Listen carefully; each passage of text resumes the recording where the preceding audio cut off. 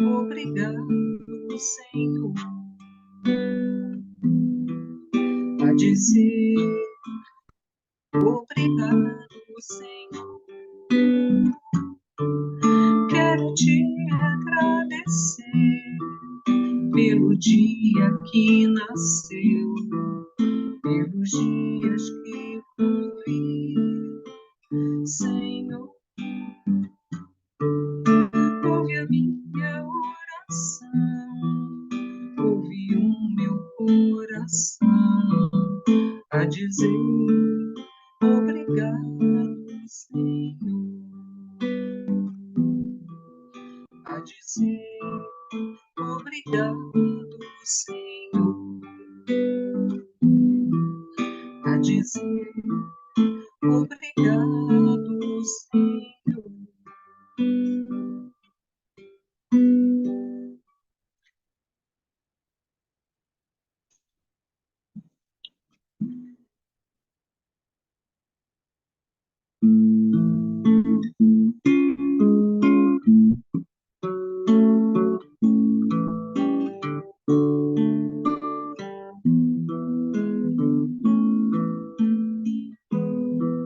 Senhor, se tu não vais comigo daqui, jamais te encontrarei em nenhum céu.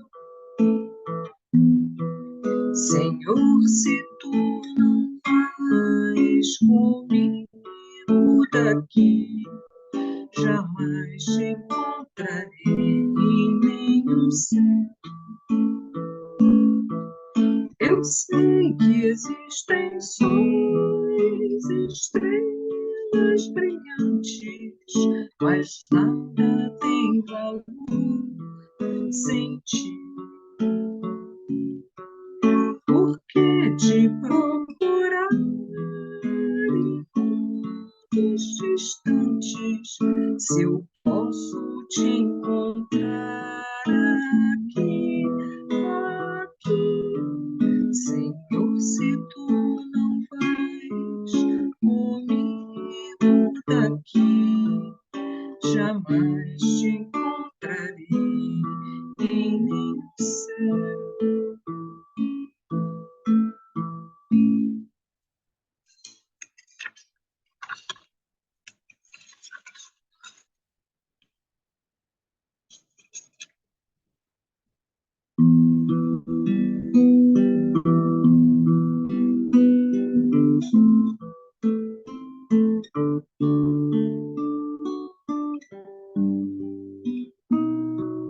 Um sentimento me ronda, não sei dizer, tudo é novo pra mim. Meu coração se renova, sinto a esperança invadir o meu ser. Quero ser manso, ser limpo, ser justo e pobre de espírito ser. Tua palavra me sonda, me conta do reino que espera por mim. Eu te ofereço meu pranto, as dores da alma que quer renascer. Eu ouvi tua voz, teu falar me encantou.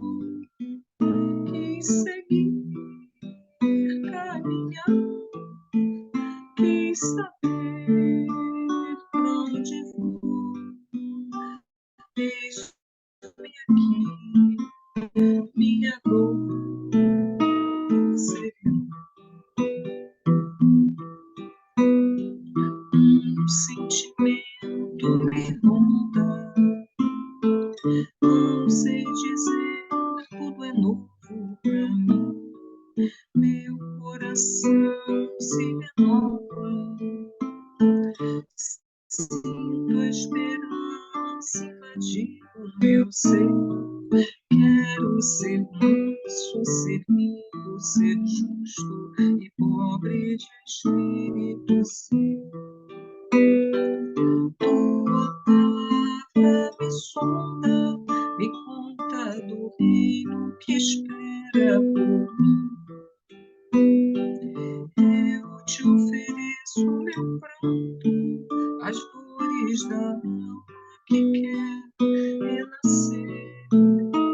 Eu ouvi tua voz, teu falar me encantou.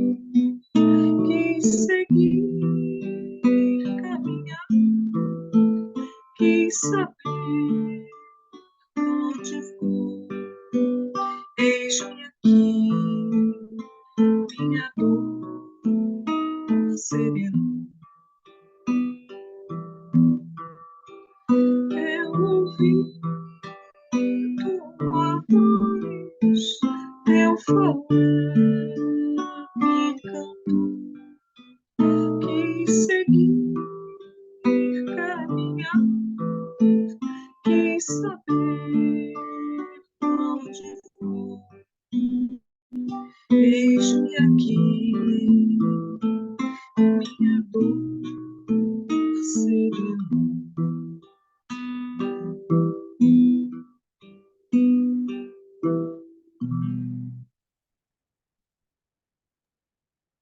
Então, amigos, boa tarde, sejam todos muito bem-vindos. Vamos começar então o nosso grupo de estudos hoje.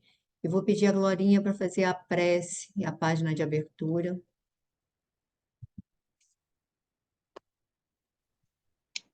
Tá bom. É a lição 5, né? Sim, Com amor, né? Tá. Senhor Jesus, Divino Mestre, aqui mais uma vez nos encontramos reunidos em Teu nome para esse momento de estudo, de entrelaçamento das nossas mentes, dos nossos corações. Pedimos, Senhor, que através da espiritualidade amiga possamos ter uma tarde proveitosa, que as lições ultrapassem ao nosso nível de entendimento puramente de intelectual, que possamos realmente gravar nos nossos corações, no íntimo do nosso ser, as lições que vamos estudar hoje. Então, Senhor, ampara-nos a todos, ampara todos os espíritos que junto de nós também precisam desse momento de estudo e de reflexão. Agradecemos, somos muito gratos pela oportunidade que nos foi dada desse encontro. Pedimos, Senhor, que fiques conosco hoje e sempre, que assim seja.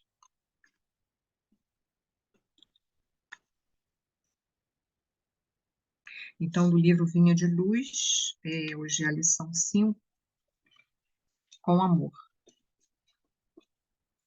E sobre tudo isto, revesti-vos de caridade, que é o vínculo da perfeição. Paulo, aos Colossenses, capítulo 3, versículo 14. Todo discípulo do Evangelho precisará coragem para atracar os serviços da redenção de si mesmo, para atacar, desculpe. Todo discípulo do Evangelho precisará coragem para atacar os serviços da redenção de si mesmo. Nenhum dispensará as armaduras da fé, a fim de marchar com desassombro sob tempestades. O caminho de resgate e elevação permanece cheio de espinhos. O trabalho constituir-se-á de lutas, de sofrimentos, de sacrifícios, de suor, de testemunhos. Toda a preparação é necessária no capítulo da resistência. Entretanto, sobre tudo isto, é indispensável revestir-se nossa alma de caridade, que é amor sublime. A nobreza de caráter, a confiança, a benevolência, a fé, a ciência, a penetração, os dons e as possibilidades são fios preciosos, mas o amor é o tear divino que os entrelaçará, tecendo a túnica da perfeição espiritual. A disciplina e a educação, a escola e a cultura, o esforço e a obra, são flores e frutos na árvore da vida. Todavia, o amor é a raiz eterna. Mas como amaremos no serviço diário? Renovemo-nos no Espírito do Senhor e compreendamos os nossos semelhantes. Auxiliemos em silêncio, entendendo a situação de cada um, temperando a bondade com a energia, a fraternidade com a justiça. Ouçamos a sugestão do amor a cada passo, na senda evolutiva. Quem ama, compreende, e quem compreende, trabalha pelo mundo melhor. Bom, a gente lê assim, né? Parece que é simples, né? Lógico que para a espiritualidade é uma receita simples. Para nós é uma receita complicada, né? Termos essa capacidade, não é, de colocar em tudo, né, essas gotas de amor, né, que ele nos pede, né, realmente é quase um sacrifício para nós, né? E Emmanuel sempre, né, quase todas as lições que a gente lê, a gente percebe, lograremos é, essa, essa subida, né, sem luta, sem sofrimento, sem sacrifício, sem suor, sem testemunho. Então, e eu acho que isso é o que talvez nos entrave mais, né? Porque a gente gostaria de percorrer uma estrada assim, né? Leve, né? Que fôssemos apenas com conhecimento, enfim, subindo, né, os nossos degraus, mas nós temos muitas coisas, muitos desafios, não é, na nossa jornada, que não são simples, né, para a gente enfrentá-los, né. Eu achei aqui lindo, né, quando ele fala que a nobreza de caráter, a confiança, a benevolência, a fé, a ciência, a penetração, os dons, as possibilidades são fios preciosos, mas o amor é o tear divino que os entecendo a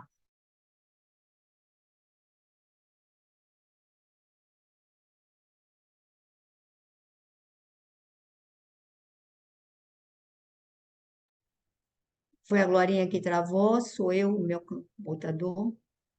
Foi a Glorinha? Então, vamos. Alguém quer fazer algum comentário? Por favor, aproveitem aí a deixa sobre essa página. Quer comentar alguma coisa dessa página, Verônica? João, que gosta de comentar. Lembrei até daquela frase do Chico, né? Que até postei hoje, que a evolução é o desidratar-se, né? Suor e lágrimas. Basicamente isso aí. E a gente, Glorinha, continue. você Aí, travou, aí a minha gente. internet caiu. É, você gostaria de colocar mais alguma coisa? Não, não, não. Eu acho que aqui ele coloca uma coisa que eu achei assim bem simples, mas eu não sei por que nós temos tanta dificuldade. Como amaremos no serviço diário? renovemos no Espírito Santo, compreendamos os nossos semelhantes. É impressionante como a gente tem essa dificuldade, né? É uma coisa, assim, incrível, porque compreender o outro, né? Eu acho que quando a gente compreende, a gente está começando a ensaiar o amor, né? A amá-lo. Mas agora auxiliar em silêncio, entendendo a situação de cada um, temperar bondade com energia e fraternidade com justiça, acho que nos falta ainda um grande percurso, né? Glorinha, Acredito que para é todos como nós. você falou, é muito simples e é muito difícil para quem ainda não consegue abrir mão do seu ego, do seu querer, da prevalência da sua opinião, porque a verdade é que para que nós possamos realmente compreender o outro, nós precisaríamos estar dispostos a abrir mão do nosso ponto de vista, da prevalência da nossa opinião, do nosso, de querer ver as coisas do nosso jeito, não é? Quer dizer, aquela pessoa que está pronta a entender cada irmão, ela se, ela se despe de todo o processo, né, voltado para aquela avaliação sob o teu critério, né? Então, por isso que é simples para quem está já disposto a abrir mão do seu ego, do seu querer, do seu ponto de vista, né? Até lá teremos muita dificuldade. O nosso egoísmo ainda grita, né? A nossa vaidade, o nosso orgulho estão extremamente ativados ainda, e é por isso que temos tanta dificuldade de algo tão simples, né? É Alguém, verdade. né? Alguém mais gostaria de falar alguma coisa? Senão a gente passa para nesse livro a gente tem mais, são 15 minutinhos, porque a gente estendeu o horário. Então, se alguém quiser fazer alguma colocação, ainda pode. João está querendo falar?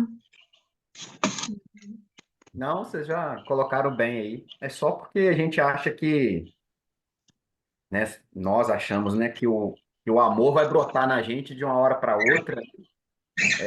É, e às vezes a situação é essa, porque bonito isso, né? Que a Glorinha comentou, né? Que o amor é o tear divino que os entrelaçará. É, então, a gente, nós não nos renovaremos sozinhos.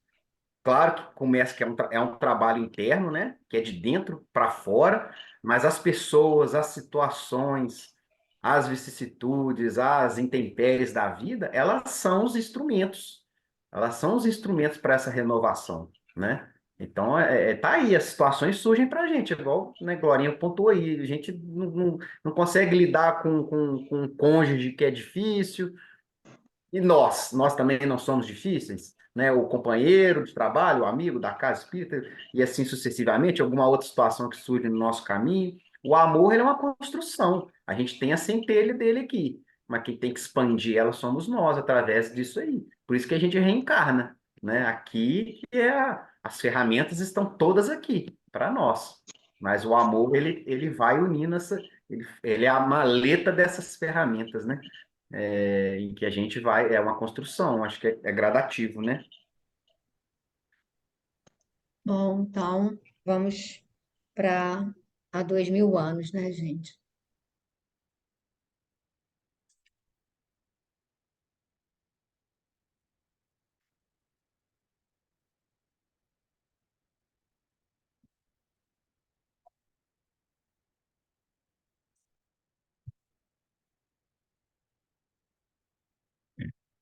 Quem é que gostaria de começar a leitura? Rose não pode ler que está no trabalho, o João também acho que não pode estar mais comprometido.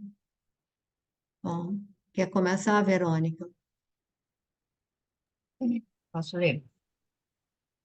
Sim, já foi dada a ordem, não é isso? Sim, Sim, já foi dada a ordem para que fiquem em liberdade na arena os 20 leões africanos, tão logo se apresentem em público os condenados. Bela homenagem aos senadores, glosou Nero sarcasticamente. Esta festividade foi uma feliz lembrança de Sêneca, porque terei oportunidade de mostrar ao Senado que a lei é a força e toda a força deve estar comigo. Poucos minutos faltavam para a apresentação do número surpreendente da tarde, quando Cláudio Varros aconselhava um dos auxiliares de confiança. Atom, dizia ele circunspecto, podes providenciar agora a entrada de todos os prisioneiros na arena, mas afasta com discrição uma mulher que lá se conserva com a toga do patriciado. Deixa-a por último, expulsando-a em seguida para a rua, porque não desejamos complicações com a sua família. O soldado fez sinal, como quem havia guardado fielmente a ordem recebida, dispondo-se a cumpri-la e, daí a momentos, o numeroso grupo de cristãos, sobre impropérios e apupos dos mais baixos servidores do circo, encaminhava-se impavidamente para o sacrifício. Em primeiro lugar ia João de Cleófas, murmurando intimamente a sua derradeira prece. No instante, porém, de se abrir a grande porta, através da qual se ouviam os rugidos ameaçadores das feras esfomeadas, Atom aproximou-se de Ana e, reparando-lhe a toga finíssima de lã, as joias discretas que lhe adornavam o porte enobrecido, bem como a delicada rede de ouro que lhe prendia graciosamente os cabelos, exclamou respeitosamente, admirado da nobreza de sua figura: Senhora, ficareis aqui até segunda ordem. A velha criada dos Lentulus trocou significativo e angustioso olhar com a sua senhora, respondendo, todavia, com serena altivez. Mas por quê? Pretendeis privar-me da glória do sacrifício? Atom e seus colegas se surpreenderam com aquela atitude de profundo heroísmo espiritual e aquele, depois de um gesto evasivo que exprimia a vacilação da resposta que lhe competia dar, esclareceu respeitosamente: Sereis a última. Aquela explicação pareceu satisfazê-la, mas Lívia e Anya, nesse instante decisivo de separação, trocaram entre si um amoroso olhar, angustiado e inesquecível. Tudo, porém, fora obra de alguns segundos, porque a porta sinistra, que estava agora aberta, e as armas ameaçadoras dos prepostos de Domício Nero obrigavam os prisioneiros a demandar a arena como um bloco de condenados ao terror da última pena. Paro aqui? Eu acho que você pode ir mais um pouquinho, porque foi até aqui mais descritivo, né? Tá. Vou ler esse parágrafo. O venerável apóstolo de Antioquia entestou a fileira com serenidade valorosa. Seu coração elevava-se ao infinito em orações sinceras e fervorosas. Em poucos instantes, todos os prisioneiros se encontravam reunidos na entrada da arena, saturados de uma força moral que até então lhes era desconhecida. É que, por detrás daquelas púrpuras suntuosas e além daqueles risos estridentes e impropérios sinistros, estava uma legião de mensageiros celestes fortalecendo as energias espirituais dos que iam sucumbir de morte infamante, para regar a semente do cristianismo com as suas lágrimas fecundas. Uma estrada luminosa, invisível aos olhos mortais, abrira-se nas claridades do firmamento, e, por ela, descia todo um exército de arcanjos do Divino Mestre para aureolar com as bênçãos da sua glória os valiosos trabalhadores da sua causa. Pode comentar. Bom, aqui, nas linhas anteriores aqui, Emmanuel deixa claro, né, a personalidade de Nero ali naquele momento e fala, né, como ele entendia que o Estado ali era ele, né? como ele coloca aqui, teria oportunidade de mostrar ao Senado que a lei é a força e toda força deve estar comigo, né? Nessa sua mente doentia, pelo menos ali naquele momento, né? E ali mostra, né, que as duas estavam preparadas por sacrifício, né? Ana de pergunta por que que ela não poderia estar junto com as demais. O soldado fica espantado, né, com essa coragem, fica até desconcertado, ele não sabia nem o que responder. E ali naquele momento ele fala que seria a última, mas na verdade elas seriam separadas, né? E aí elas se despedem com esse olhar que Emmanuel coloca aqui, trocaram entre si um amoroso olhar, angustiado e inesquecível. E aí elas se separam. E aí também fala um pouco de João de Cleófas, né, que vai encabeçando ali aquele grupo, né, com sua coragem, com as preces que se direcionavam ao infinito. E Emmanuel vem falar aquilo que a gente vê nos livros, né, alguns desses livros, a legião de espíritos celestes que estavam ali naquele momento, amparando e fortalecendo todos aqueles cristãos, né?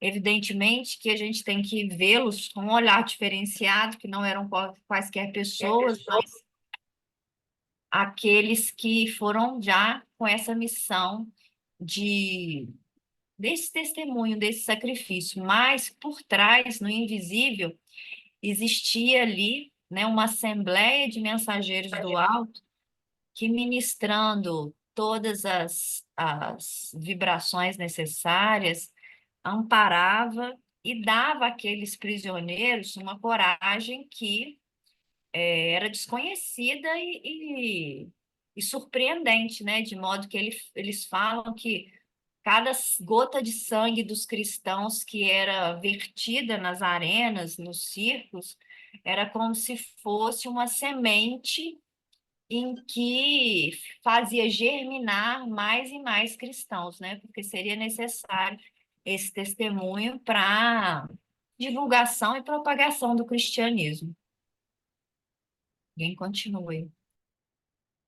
Eu acho interessante, né, Verônica, porque todos nós, de uma certa maneira, somos assim um pouco acovardados diante da dor. Se a gente puder fugir das situações aflitivas, a gente faz uma manobrinha e a gente foge das situações que nos são dolorosas. Se a gente puder. E aí, eu acho que qualquer um de nós, diante da perspectiva de ser crucificado, ou de ser decapitado, ou de ser alimento para as feras, eu acho que todos nós pudéssemos, sairíamos correndo, usaríamos de subterfúgios para, né, nos livrarmos dessa aflição. E aí a gente percebe que eles, como você falou, não são quaisquer espíritos. Eram todos eles espíritos que, embora em algum momento pudessem assim tremer na base, mas eles estavam com propósitos bem definidos. E o Cristo, repara que ele não fala que A ou B, ele fala de assembleias angélicas, assembleias assim dos assessores diretos de Jesus, vindo fortalecê-los, que eles, você vê, ele vai falar, a Nívia não vai sentir dor, não vai sentir isso. Eles estavam preparados, eles entravam na arena cantando. E aí ele mostra que, digamos assim, o pouquinho que a gente oferece é retribuído centuplicado, porque ele precisava, aí a gente vai assim, não, mas é meio sádico. O cristianismo precisava desse sacrifício coletivo, precisava. Aquela humanidade era tão endurecida que se divertia, não é? Se divertia levando as pessoas a cenas tão deploráveis e dolorosas. Então, uma sociedade como aquela não seria abalada por qualquer coisinha, por qualquer aviso, por qualquer visão. E uma coisa que era extremamente estranhável para eles, como para qualquer ser normal, mais covarde, é essa determinação, essa serenidade diante da dor, essa postura como é que eu vou dizer assim, entregar-se ao sacrifício com alegria, com cânticos, sem medo, sem temor. Então, isso foi tudo isso que ficou gravado e que chegou, essas informações chegaram aos nossos dias. Então, que força era essa que nutria esses cristãos? Que força era essa? De onde vinha essa força? Se todos morriam de medo, se todos tinham pânico, se estavam diante de um tirânico, um tirano louco. Então, eu acho que esse é que é o regar, né, do cristianismo, uma força sobre-humana que nos retira do pântano e nos eleva às alturas. Essa é a mensagem. E aí, aí a gente vê eles assim sendo sacrificados coletivamente e vendo todo o amparo, e aí a gente pensa assim, puxa, poderia estar lá. Claro que a gente, por exemplo, não tinha a menor condição de estar lá, mas você vendo aquilo que da página inicial que a Glória falou, é tão simples, teoricamente é tão simples seguir Jesus. Ele não pede da gente nada demais, só nos pede exatamente que sejamos generosos, que não sejamos egoístas, que não sejamos orgulhosos, nem vaidosos, etc. E como a gente não consegue abrir mão disso? Vou deixar vocês falando, gente. Intervalo para minha tosse. Eles falam que se não fosse esse movimento do cristianismo do primeiro século até o segundo, também, né, com o trabalho lá de Paulo, né, e os demais missionários, o cristianismo ia virar uma seita, um braço do judaísmo, e seria esquecida, não seria essa religião que hoje está disseminada no mundo inteiro, a maior, não talvez em termos de populacional, porque, né, tem a parte muçulmana grande por habitantes, mas que é a religião com maior número de adeptos, né, no mundo. E graças ao trabalho desses primeiros cristãos, somado, claro, né, com esse apoio, né, da espiritualidade. E assim, o que Jesus veio nos mostrar foi tão simples, né? Ele nasceu na manjedoura, sem nada, sem uma pedra onde recostar a cabeça. Aí nós mal conseguimos, digamos assim, oficializar essa religião, não era seita. Aí nos tornamos da mesma maneira intolerantes, né?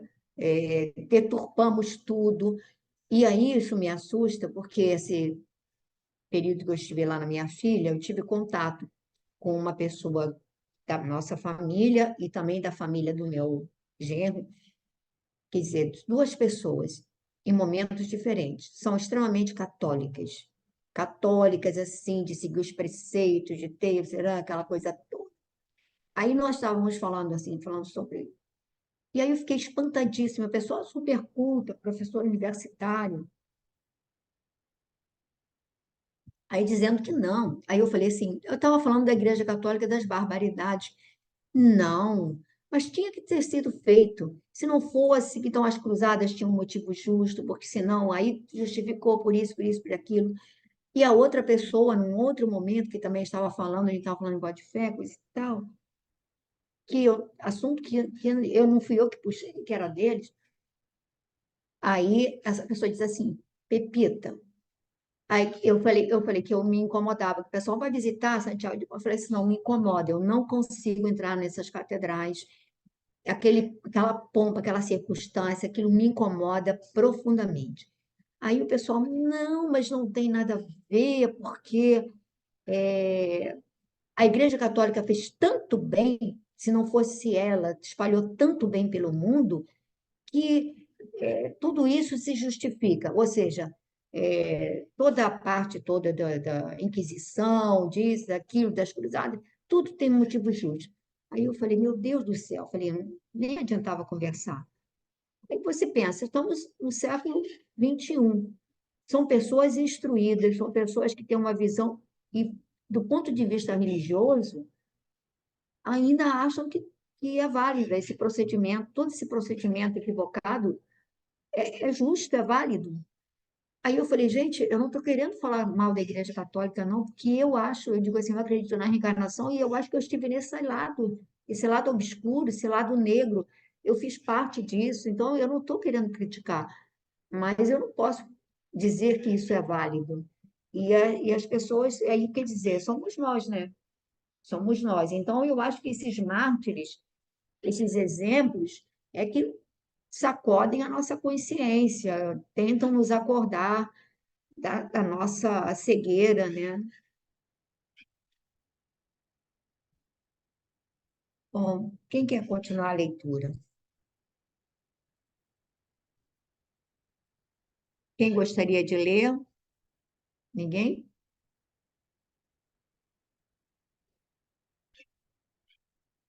João, você que pode ler, também não sei se pode, acho que não, né? Posso, eu tô em casa.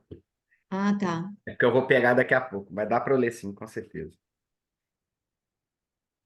Sobre os aplausos, né? Sob os aplausos delirantes e ensurdecedores da turba numerosa, soltaram-se os leões famintos para a espantosa cena de impiedade, de pavor e sangue. Mas nenhum dos apóstolos desconhecidos, que iam morrer no depravado festim de Nero, sentiu as torturas angustiosas de tão horrenda morte, porque o brando anestésico das potências divinas lhe balsamizou o coração dorido e dilacerado no tormentoso momento. Fustigados pela angústia e pela aflição do instante derradeiro, ante o público sanguinário, os míseros sacrificados não tiveram tempo de se reunir na arena dolorosa. As feras famintas pareciam tocadas de horrível ansiedade, e enquanto se estraçalhavam corpos misérrimos, Domício Nero mandava que todos os coros de dançarinos e todos os músicos celebrassem o espetáculo com os cânticos e bailados de Roma vitoriosa, incluindo-se a considerável assistência que se aglomerava nas colinas. Quase 500.000 de pessoas vibrava em aplausos ensurdecedores e espantosos, enquanto 200 de criaturas humanas tombavam espostejadas. Ingressando na arena, Lívia ajoelhara-se defronte do grande e suntuoso pavilhão do imperador, onde buscou lobrigar o vulto do esposo pela derradeira vez, a fim de guardar no fundo da alma a dolorosa expressão daquele último quadro, junto da imagem íntima de Jesus crucificado, que inundava de emoções serenas o seu pobre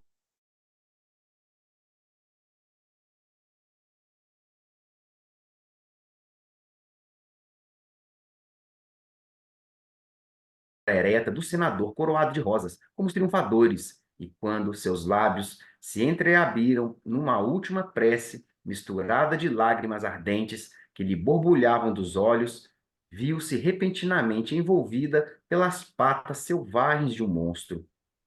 Não sentira, porém, qualquer comoção violenta e rude, que assinala comumente o minuto obscuro da morte.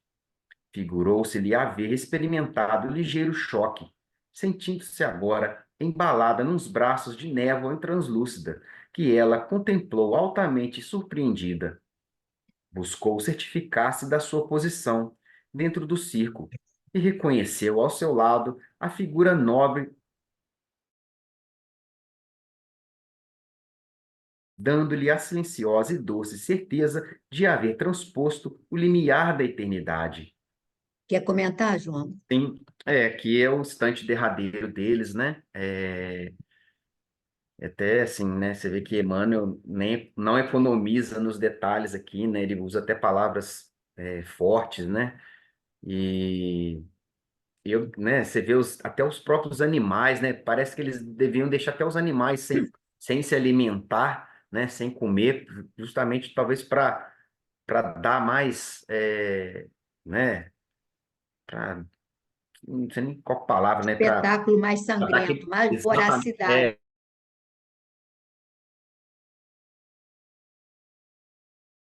os animais, eles parece que eles se manam junto com essa turba, né? Porque a gente imaginar 500 mil pessoas, né? Todas ali na mesma vibração, aplaudindo aquela coisa horrorosa ali, aquele espetáculo, né? Então, a atmosfera ali devia ser altamente, assim, perniciosa, ao ponto até de influenciar os próprios pobres dos animais que eram usados, né? Porque culpa eles não tinham, né? Era a irracionalidade e ignorância do homem, né? Se utilizando os animais ali para esses espetáculos horríveis, né? Mas o que eu acho bonito é isso, né? Que ele fala aqui, porque o brando anestésico das potências divinas lhe balsamizou o coração dorido e dilacerado no tormentoso momento. Então, assim, eles, eu acredito que nenhum deles ali imaginava que não, que, né, isso mostra a fé, né, a entrega, né, o ideal, né, e a coragem, porque a gente não, eu, né, não, eu não, tá, vai acontecer uma coisa comigo aqui, não vou sentir nada, porque, não, eles não esperavam isso, né? Seria fácil, não, não pode ir lá, que você não vai sentir nada, dá o seu testemunho, não, né? Eles seriam estraçalhados, e foram, né? O parágrafo anterior mostra como que Simeão, como que João de Cleófas ingressou, né? Com o coração elevado ao infinito. Então, assim, a confiança, né, no testemunho, no propósito a que eles se entregavam ali, é uma coisa, assim, absurda, né? E você vê que a espiritualidade estava ali no meio dessa sombra, se fez luz, e eles os retiraram ali nesse instante, né? E a gente vê, né, logo depois aqui, é triste, né, assim, triste, mas é, Lívia, você vê que Lívia, para ela, foi só como atravessar de porta, né? Saiu de um cômodo para o outro. Ela se transportou para o plano espiritual, né? Deixando aqui tudo ali para trás, totalmente lúcida, totalmente consciente, né? Já vislumbrando ali a figura de Simeão, né? Que ele sorria divinamente. Olha só, então ela estava tão já imersa, né? Tão espiritualizada, tão, né, banhada nas luzes do Cristo, que para ela foi simplesmente como se ela tivesse entregado a roupa, como ela entregou as vestes materiais para Ana, ela entregou aquele corpo e transportou as portas, né, do plano material para o plano espiritual, sem perturbação, né? E claro, né, com o coração dolorido, porque ela queria ter visto, né, seu esposo, Públio, né, uma última vez e não deu nem tempo, né?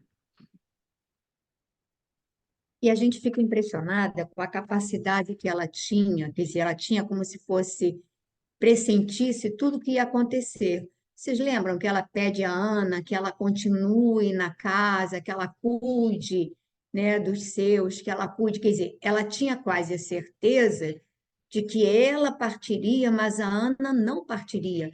Então a gente vê que é como se ela tivesse, não só foi avisada pelo Simeão que ela iria partir, mas ela tinha a intuição de que a Ana iria permanecer, porque ela pede a Ana, olha, se estão todos ali presos, por que que ela iria pedir a Ana, olha, se você ficar, cuide, né, para que cuidasse da sua família, que continuasse a protegê-la e tudo. Então, a gente vê uma condição espiritual, né, de alguém que tem, né, intuitivamente noção do que está para acontecer. E por isso que eu acho que, digamos assim, do ponto de vista espiritual, eu acho que todos nós, de uma certa maneira, antes de passarmos por situações dolorosas, somos, digamos assim, levados, né, espiritualmente e avisados, e mesmo que a gente não guarde uma intuição clara, há um sentimento, algo que nos mantém alerta, né? Não sei se vocês têm esse tipo de sentimento, mas é o que me passa aqui. Claro que a Lívia tinha uma condição diferenciada, nem se compara, mas eu acho que muitos de nós, assim, temos esse pressentimento, o sentimento com relação a uma série de situações, funciona também para com a gente, né? Sim. Fala, Glorinha. Não? Você ia falar? Alguém gostaria de falar alguma coisa desse trecho? Vou pedir a Rosana para continuar a leitura. Continuar, Rosana? Ok.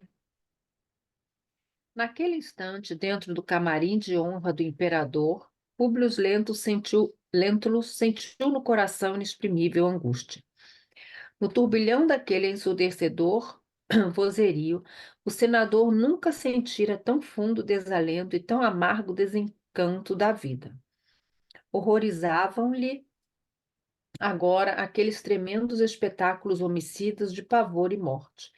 Sem que pudesse explicar o motivo, seu pensamento voltou à Galiléia longínqua, figurando-se-lhe divisar novamente a suave figura do Messias de Nazaré, quando lhe afirmava: todos os poderes do teu império são bem fracos e todas as suas riquezas têm bem miseráveis. Inclinando-se para o seu amigo Eufanilo Drusus, Públio desabafou a penosa impressão discretamente.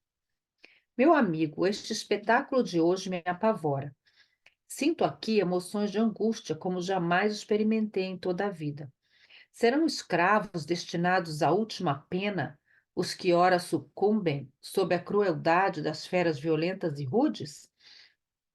Não creio, respondeu o senador Eufanilo, segredando-lhe ao ouvido. Corre o boato de que estes míseros condenados são pobres cristãos inofensivos, aprisionados nas catacumbas.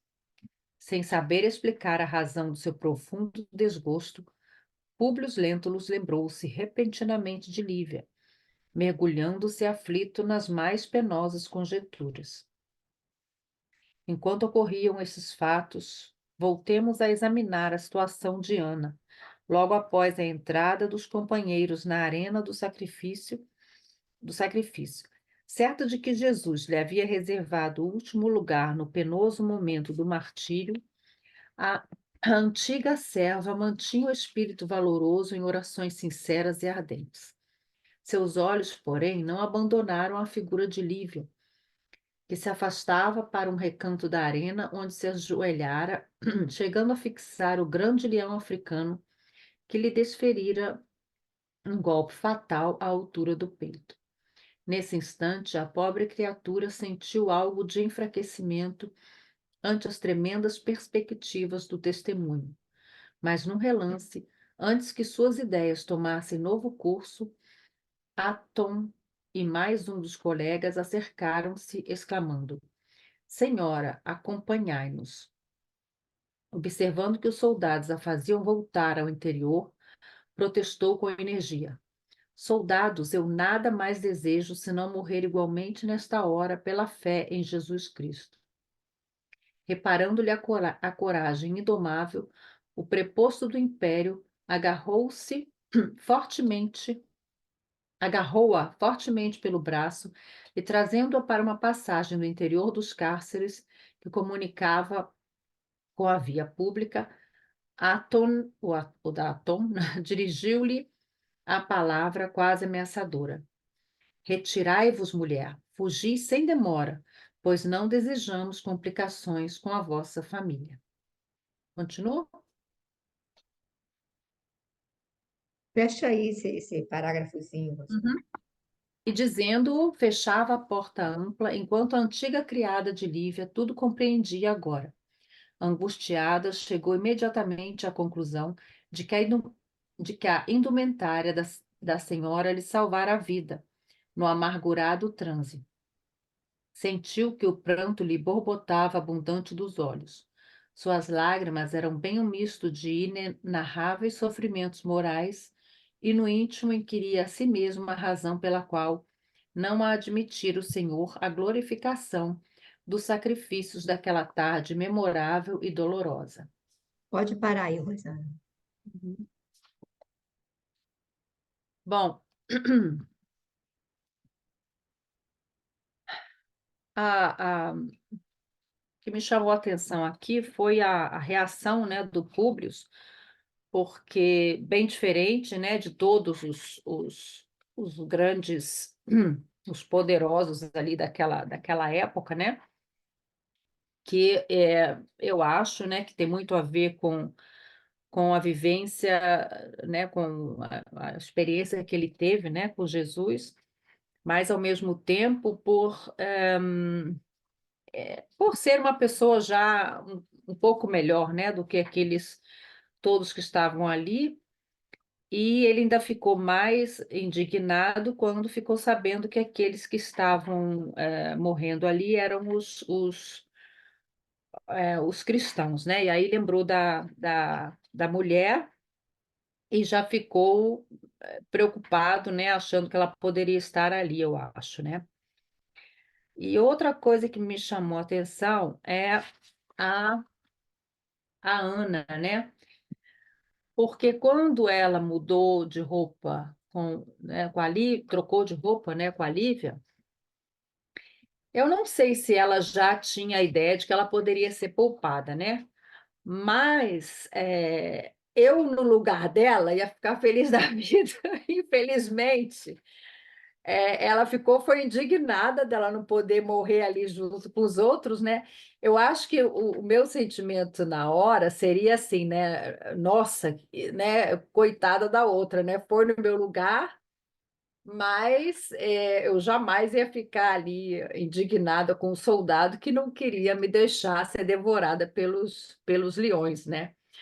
Então, quer dizer, há 2000 anos atrás, essa Ana ainda era muito melhor do que eu, né? É, e, e depois, né, quando ele jogou ela na rua, ela ainda ficou, eu acho, com um sentimento assim de angústia por achar que Jesus não queria o testemunho dela, né? Será que foi isso que eu entendi?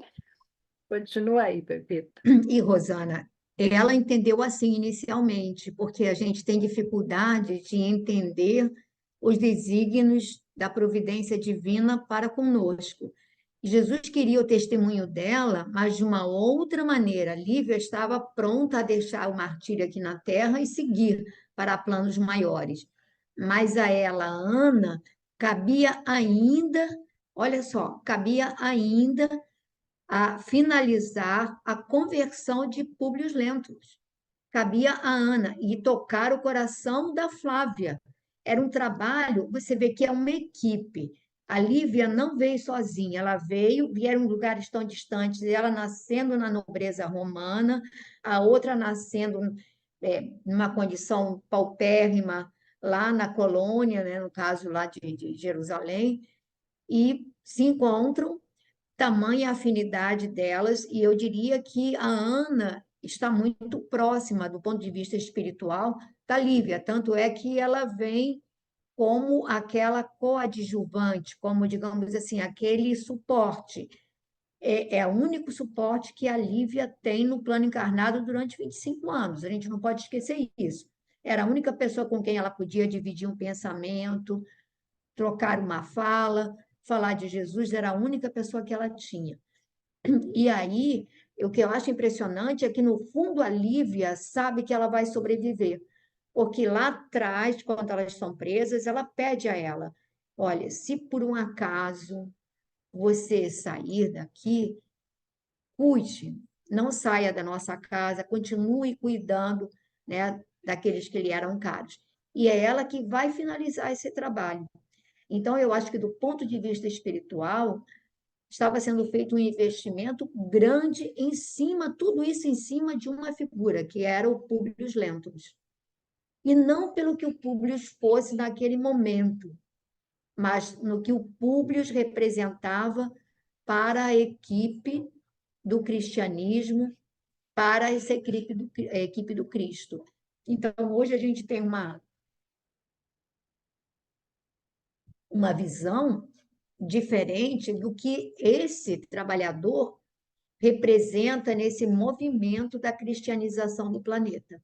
Por isso, tamanho investimento. E aí você vê que a coisa é feita, ele vai perder a esposa, que vai ser o outro aguilhão, vai ser um sofrimento atroz e extremo, e aí, mas ele precisa de um suporte. Esse suporte vai ser a Ana. E aí o interessante é que ali, quando ele lembra da fala de Jesus, que toda a riqueza do seu império era bem miserável, que todo o poder deles não valia nada, ele ali vendo aquela crueldade extrema, mas ele foi até ali para receber a coroa de louros e de rosas ofertada por esse poder, né, por um poder terrível, maquiavélico, perverso, mau. E era essa coroa, esse símbolo desse poder na Terra que ele queria oferecer a Lívia. Então, aí a gente vê o quanto ele ainda estava equivocado, querendo agradar a esposa, que era totalmente assim voltada para o Cristo, para a essência, para os valores do espírito, e ele queria oferecer algo que representava um triunfo puramente terreno e de um poder podre, né? De um poder perverso, né? Eu acho que esse choque é que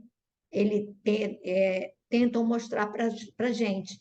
E muitas vezes a gente vê que continuamos, muitas vezes, fazendo essas permutas, né, deploráveis. Nós ainda continuamos, muitas vezes, presas a convencionalismos, a coisas que o mundo possa nos oferecer, em detrimento da busca verdadeira do Cristo.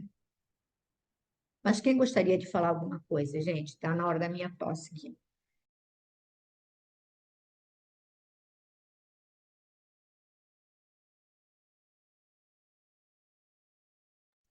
Ninguém quer falar nada?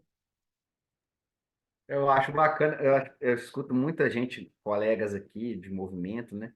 Falar assim, nossa, Emmanuel é muito duro. Emmanuel sim, as mensagens dele, né? Realmente, você vê, Emmanuel ele é um benfeitor de rédea curta, né? Aí a gente agora, a gente vê, né, por que que ele foi moldado, né? A gente tem conhecimentos de algumas reencarnações dele, né? E eu acho que essa vida, né, por que que ele narrou mais especificamente a vida, a encarnação dele como Públio Lentulus, né? Que eu acho que foi o divisor de águas para ele, né? Então, é, é, aí a gente vê por que que ele é assim, né, hoje, né? Hoje, assim, modo de eu falar, né? É, isso foi o moldando, né? A dor, tudo isso que ele passou, né? E a gente gosta, eu vejo as mensagens dele sempre tem um entretanto, todavia, né? Ele vem, né? Ele vem com aquela. Eu falo, gente, mas ele vem, né? Com aquele puxão de orelha, mas ele vem depois, ele meio que bate e assopra, né? Eu acho ele é muito bom. E ele traz tudo que a gente realmente precisa, né? É rédea curta mesmo.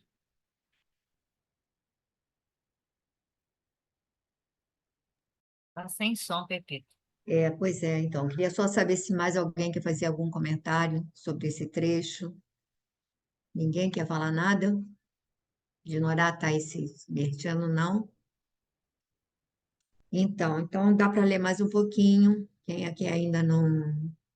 Rosana já leu. Quem aqui ainda não leu, que queira ler? Lúcia, quer ler?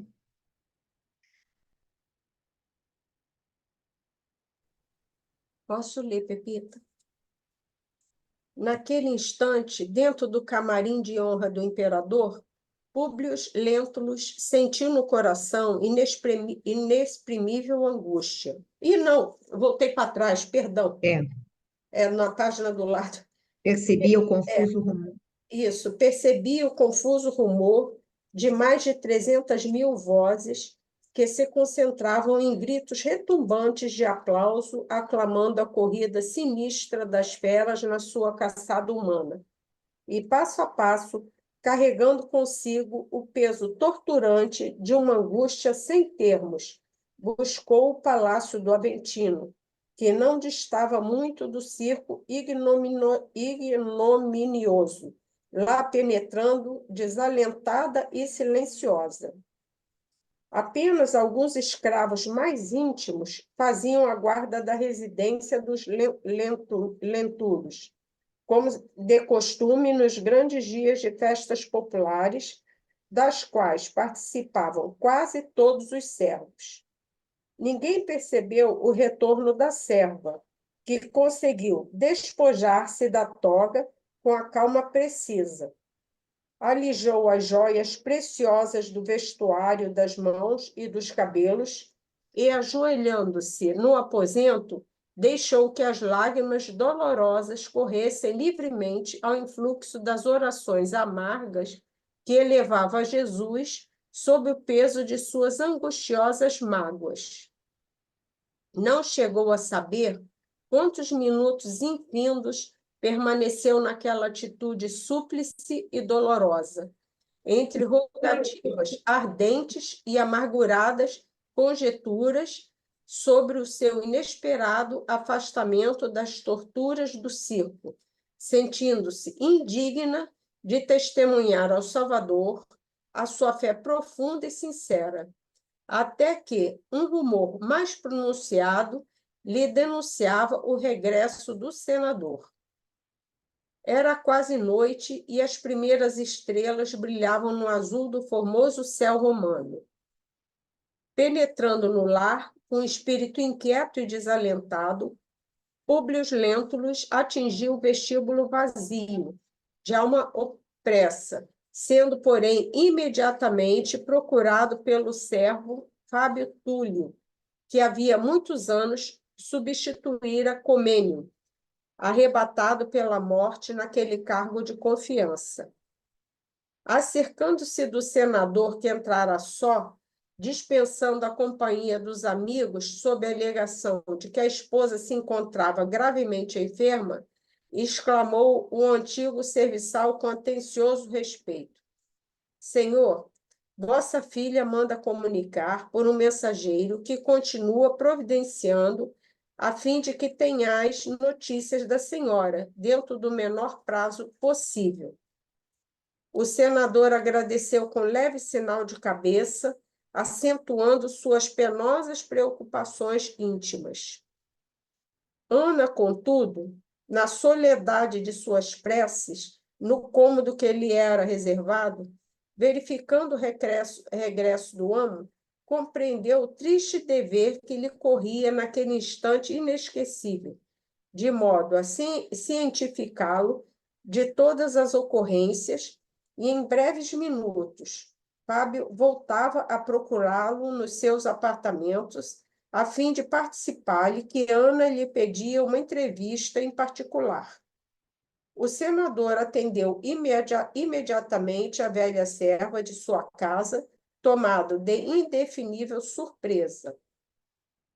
Olhos inchados de chorar e com voz frequentemente entrecortada por emoções rudes e penosas, Ana expunha todos os fatos, sem omitir nenhum detalhe dos trágicos incidentes, enquanto o senador, de olhos arregalados, tudo fazia por compreender aquelas confidências dolorosas na sua incredulidade e no seu pavoroso espanto. Ao fim do terrível depoimento, auge do suor lhe corria da fronte atormentada, enquanto as têmporas lhe batiam assustadoramente. Vamos dar uma paradinha, Lúcia? Por favor. Vamos. É muito triste isso.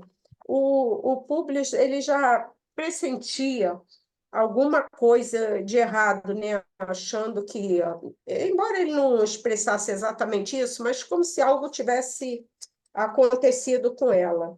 Ela não está em casa, ele conhecendo a fé dela, ele já estava com isso na cabeça. E aquele espetáculo horroroso, e ele soube que eram os cristãos que estavam ali, né?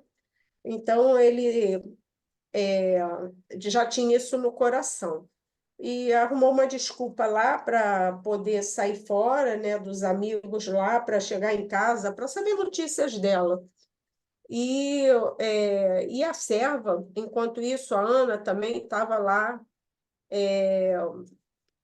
triste, né, porque ela não pôde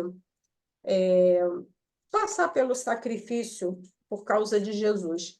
Eu também estaria triste pela minha senhora lá, pela Lívia, né? Porque, poxa, e ainda mais eu que fiquei viva e ela não, isso aí estaria a mim me consumindo. Aí ela não sabia, ficou orando lá, rezando, né? Aí chega o Públio, procura lá, chega em casa, recebe a notícia que a esposa ainda não tinha aparecido, e a Ana foi falar para ele e relatar tudo o que aconteceu. E ele ficou muito mal, né? Muito mal mesmo com tudo isso. Eu já tenho que estar escrito aqui, Pepita. Você consegue tirar mais coisas assim? Eu acho assim, você falou igualzinho a Rosana, eu ficaria muito triste porque ela partiu e eu não. Mas a gente está torcendo o entendimento dela, porque ela queria ter sido sacrificada. No entendimento dela, isso era um prêmio. Você vê que a Lívia ansiava, ela ansiava por essa entrada no reino dos céus, que ela acreditava na promessa do Cristo, acreditava mesmo, não é aquele acreditar nosso que a gente acredita duvidando. Eu acho, pergunto assim, se alguém disser assim, olha, amanhã você vai partir, seriam poucos de nós, eu acho que eu não teria tranquilidade para dizer, olha, amanhã vou partir, mas como é que vai ser? Será que alguém vai me receber? Será que eu vou passar um tempo muito longo no umbral? Será que a gente ia ficar cheio de receios? Ela não tinha receios. Ela tinha certeza de que o Cristo a aguardava. E a coitada da Ana, ela estava arrasada. Gente, o Senhor não aceitou o meu sacrifício. Será que eu não sou digna o suficiente? Isso a atormentava. Por outro lado, ela conhecia Públio, sabe do rigor dele, né? Ela acompanhava as confidências da Lívia. A gente, quando ele fala assim da velha serva, parará, a gente tem que admitir que ela era uma jovem, porque o Públio estava beirando os 50. E ela, que era um pouco mais jovem do que o Públio, e ele diz que ela tinha a idade próxima à da Lívia, que eram praticamente da mesma idade, elas deviam ser madonas de uns 40 e poucos anos, que hoje, para nós, são meninas na flor da idade, né? Digamos assim, mas naquela época era uma velha serva, mas eram jovens, né? Madonas de 40 e poucos anos.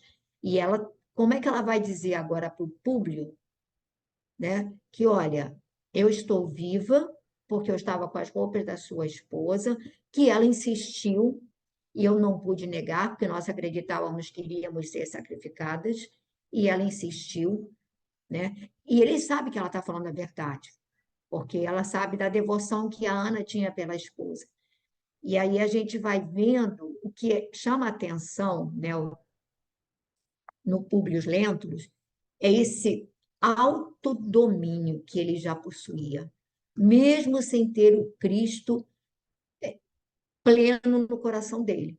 Mas ele era alguém que conseguia dominar, podia ser por orgulho, podia ser porque tinha que manter aquela posição, mas não importa. A verdade é que qualquer um, em situações dessas, vai ter atitudes destemperadas, vai ter acessos de raiva, de ira, e ele domina a dor, como uma fera ferida, mas ele domina, ele segura. Então, quando a gente fala de um Emmanuel disciplinador, rigoroso, é porque é alguém que há 2000 anos ele já tinha domínio sobre ele. Alguém que, na flor da idade, né? Se ele está agora beirando os 50, então, aproximadamente com 25 anos, 30, ele ficou sem a esposa. Então, um homem jovem, belo para a época, poderoso, de uma posição de relevância, que poderia ter a mulher que ele quisesse, ele se mantém, né, fiel a uma esposa que ele não tem, porque era o amor da vida dele. Então, a gente, tranquilo, João, a gente fica vendo, e aí a gente vai vendo que ele vai ter uma série de sofrimentos, mas ele domina. Quando aquela a, a mulher do tio, Calpurnia, né? Ah, Não, Calpurnia não, Fúvia. isso, Fúvia. Quando ela faz aquela calúnia, gente, é um turbilhão que sobe e ele se mantém ali seguro. É um turbilhão, ele fica corroído de dor, igual uma fera ferida, mas ele não demonstra. E aí a gente fica dizendo assim, não, mas é por orgulho, não importa. É alguém que já consegue dominar as suas emoções. Eu ainda não consigo dominar as minhas. Então, a gente vê um poder, uma disciplina férrea sobre si mesmo. E a hora que ele começa a usar isso em prol do Cristo, ele dispara. Ele dispara. E ele vai reforçar essas tendências em encarnações em que ele vai buscar o celibatário. A gente vê isso no século XVI, XVII, quando ele, naquele renúncia. A gente vai ver ele depois como padre Manuel da Nóbrega também. A gente vai vendo que ele reforça isso. Então, aí a gente vê a sublimação desse caráter, voltado para o Cristo, em fidelidade a uma alma gêmea que está num outro plano muito maior. Então, gente, Emmanuel não era também qualquer um, não. Não era mesmo. Mas é isso que eu queria falar. Até a Rosana falou também. Já era ali, naquela época, um coração já trabalhado. Acho que não é só a virtude do autodomínio e disciplina, não. Eu acho que era um monte. Só que a gente fixa no livro a questão dele com a esposa, né? Desse erro que ele teve com a Lívia. Mas quando a gente pensa nessas outras virtudes, eu acho que já era um coração muito trabalhado, porque pensa, ali naquela psicosfera toda, que todo mundo curtindo o massacre, todo mundo vibrando para o massacre, para a alegria.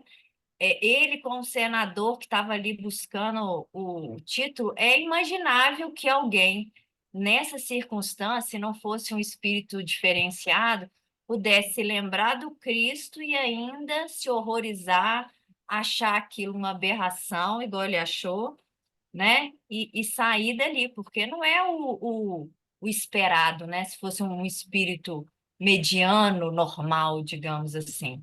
Só que o orgulho realmente abafava as virtudes outras, né? E a gente fixa nessa questão do livro, mas com certeza já era um espírito bem trabalhado já, realmente. Então, a gente não pode, né, Verônica, aceitar aquela ideia de Emmanuel como uma pessoa comum, como qualquer um de nós, né?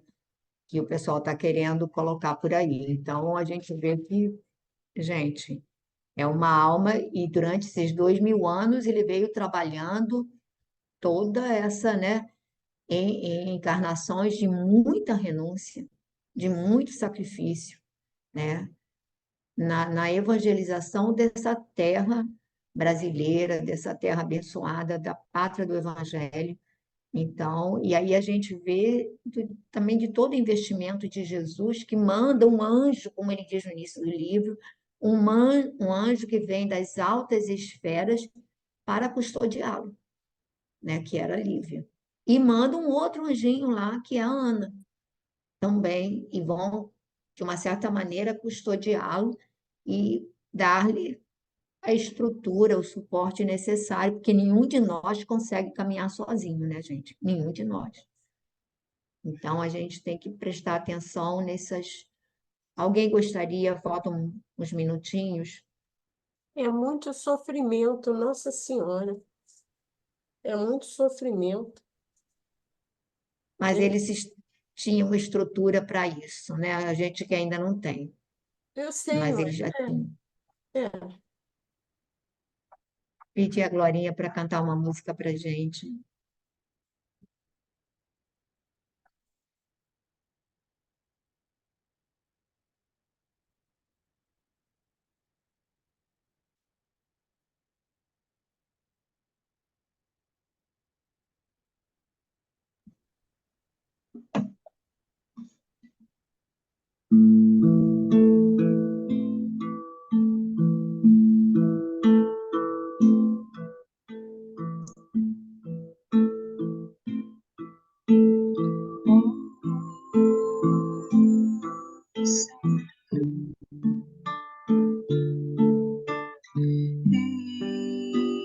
Eis-nos aqui,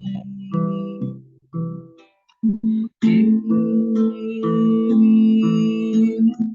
ser teus servos fiéis.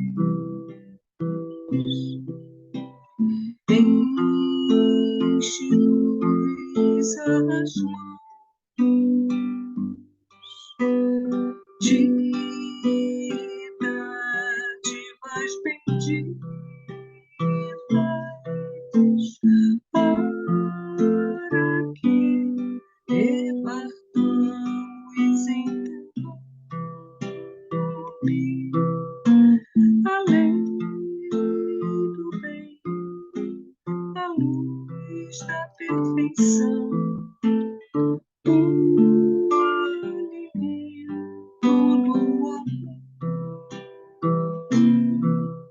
a alegria da paz, a força da fé, a coragem, a esperança. Oh, Senhor,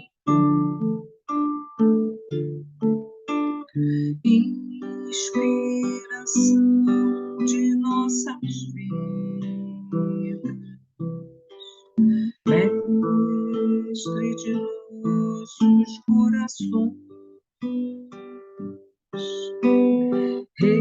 refúgio de nosso olhar, fazer brilhar os teus lindos lauréis em teus servos fiéis, fazer brilhar os teus lindos lauréis em teus servos fiéis.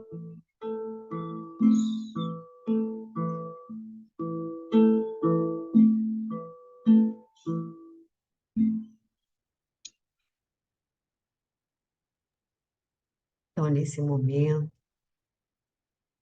nós vamos encerrando o nosso estudo, agradecendo a Jesus a oportunidade de reunirmos em seu nome para o estudo dessas obras que são tão esclarecedoras, tão enriquecedoras. Obrigada, Senhor, pela paciência que tendes conosco, em esperarmos o desabrochar e o despertar para os teus ensinamentos. Perdoa-nos, Senhor, a fraqueza, a resistência aos teus conselhos de simplicidade, de amor, de perdão.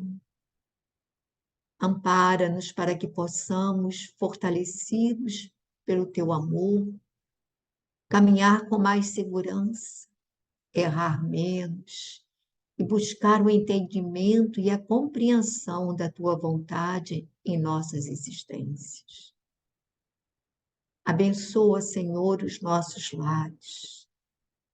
Abençoa, Mestre querido, essa menina que foi acidentada, não a conhecemos, mas companheiros nossos que presenciaram a cena, passaram por ela, trouxeram o seu caso. Pedimos que Maria possa interceder em seu benefício, amparando não apenas a ela, como a todo o grupo familiar. Pedimos também, Senhor, por todos aqueles que estão escritos em nossos cadernos de prece, por aqueles que nos foram encaminhados, por aqueles que hoje não puderam comparecer, por todos os componentes desses grupos de estudo, onde se encontrem. Toca o coração de todos, Senhor. Desperta-nos para o teu evangelho. Pedimos pelos nossos familiares, por todos aqueles, Senhor, que carecem de ti. Fica conosco agora e sempre, que assim seja.